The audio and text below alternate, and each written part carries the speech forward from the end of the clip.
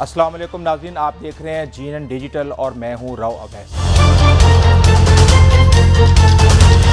ऐसे लगता है जैसे बदनसीबी नरेंद्र मोदी के तस्मों से बंध चुकी है। न मशरिक बचा, न मगरिब बचा, न ईरान साथ रहा, न रूस ने दोस्ती निभाई।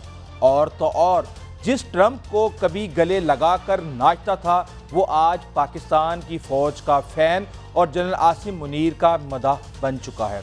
हाय रे किस्मत, जिसे अडानी ग्रुप हैफा में बंदरगाह खरीद कर फतह समझ रहा था वो अब रोजाना 85 करोड़ रुपए दिवाली के पटाखों की तरह जला रहा है। ईरान इसराइल की 12 रोज की जंग में भारत का कोई त्यारा तो तबाह नहीं हुआ, मगर भारत की खारजा पॉलिसी जरूर तबाह हो गई और ऐसी गिरी कि अल्लाह की पनाह मोदी नजरों से भी गिर गया।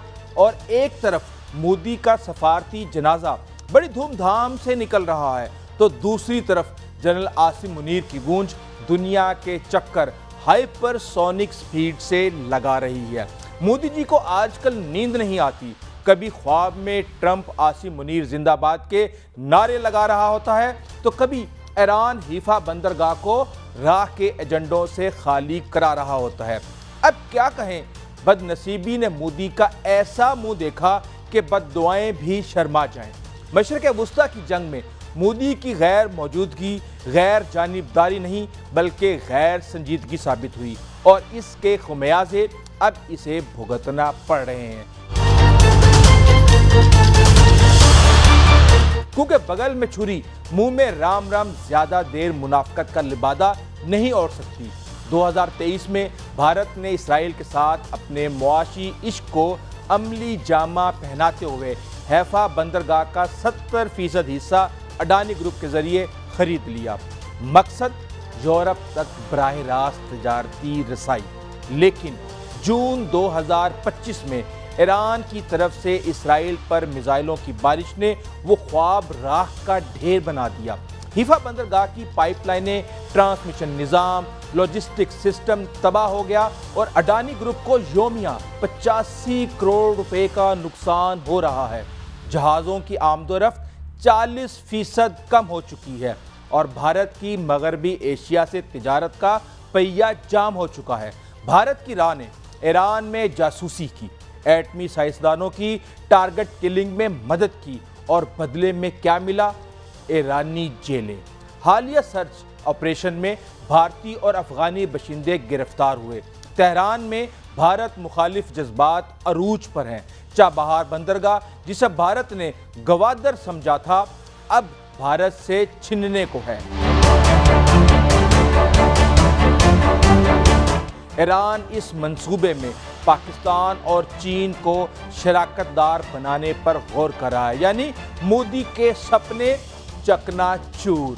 और ये मंसूबा भारत के लिए वस्ती एशिया तक रसाई और चीन के गवादर बंदरगाह के मुकाबले की कलीद था।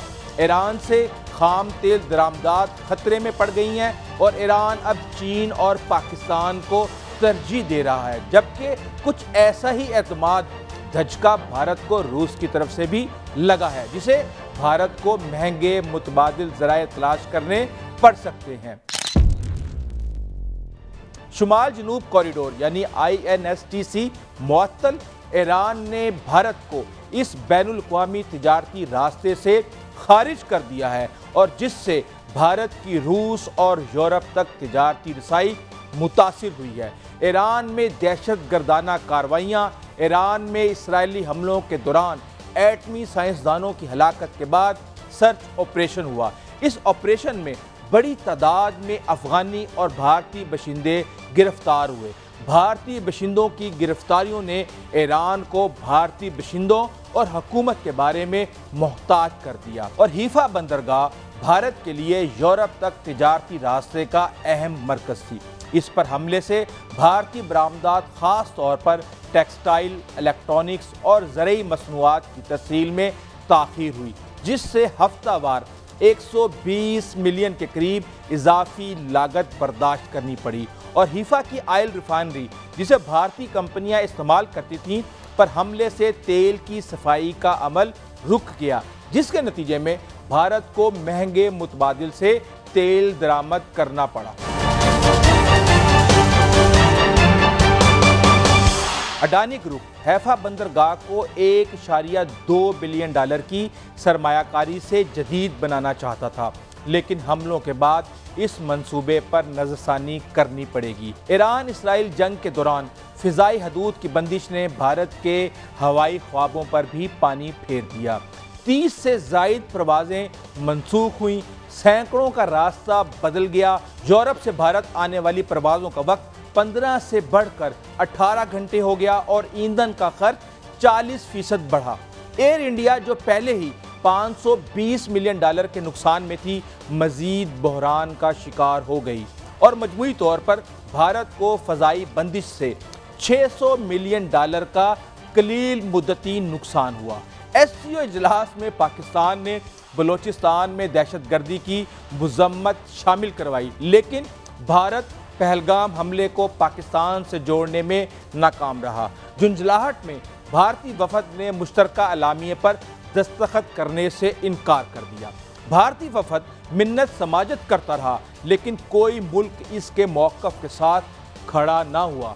ईरान, रूस, पाकिस्तान, बेलारूस और दीगर ममालिक के वज़राए दफ़ा की मेज़बानी के जो ऐसे वक्त पर हुआ जब मशरिक़ वुस्ता में जंग जारी है और यूरोप में नेटो ममालिक दिफाई अखराजात बढ़ाने पर मुत्तफ़िक हो चुके हैं। ये इजलास नेटो रहनुमाओं की दी हैग में होने वाली कॉन्फ्रेंस के अगले ही दिन मुनक्किद हुआ, जहां अमरीकी सदर डोनाल्ड ट्रंप के दबाव पर रुकन ममालिक ने दिफाई अखराजात में इजाफे पर इत्तफाक किया। ये इजलास चीन और पाकिस्तान समेत तमाम रुकन ममालिक की बड़ी कामयाबी है और साथ ही इस इजलास से इस बात का भी पता चलता है कि भारत को खित्ते समेत आलमी सतह पर तन्हाई का सामना है और इसकी खारजा पॉलिसी नाकाम हो चुकी है।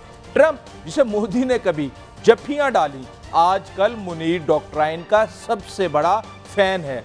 जनरल आसिम मुनीर दुनिया को बचाने वाला आदमी, ये अल्फाज ट्रंप के हैं और ट्रंप ने ईरान और इसराइल के दरमियान जंग बंदी करवाई कतर की मदद से और साथ ही दुनिया को बताया कि पाकिस्तान ही मशरिक़ वुस्ता का असल ज़ामिने अमन है और मोदी की हर पॉलिसी, हर चाल, हर मंसूबा उल्टा पड़ा। रूस नाराज़, ईरान बदगुमान, यूरोप सर्द, अमेरिका बेनियाज और पाकिस्तान की क़यादत में SCO इजलास कामयाब।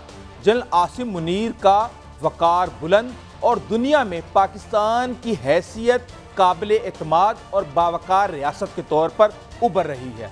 मोदी की नाकामी का जनाजा सिर्फ दिल्ली में नहीं, हैफा, तेहरान, दुशंबे और वाशिंगटन में भी निकल चुका है। ये सिर्फ ईरान और इसराइल की जंग ना थी, ये भारत की अना और पाकिस्तान के वक़ार की लड़ाई थी और जीत हमेशा सच्चाई की होती है और इस बार सच्चाई का नाम था पाकिस्तान। यही आज की हकीकत है। अभी तक के लिए इजाज़त दीजिए। अल्लाह हाफ़िज़।